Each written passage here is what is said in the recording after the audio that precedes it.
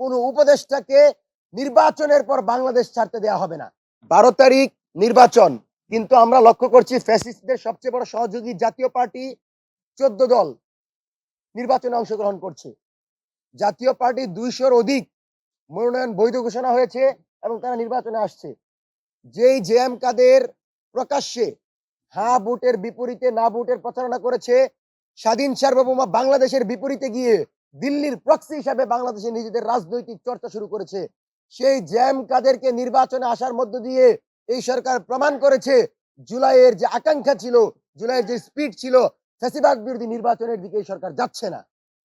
এবং এই সরকার যদি 12 তারিখ সুষ্ঠু নির্বাচন করতে না পারে, বিমানবন্দরে যদি কোনো উপদেষ্টার যেতে হয়, নির্বাচনের পরের দিন যদি কোনো উপদেষ্টা বাংলাদেশ থেকে পালাতে চায়, এদেরকে জবাবদিহিতা করা হবে, বিচারের মুখোমুখি করা হবে।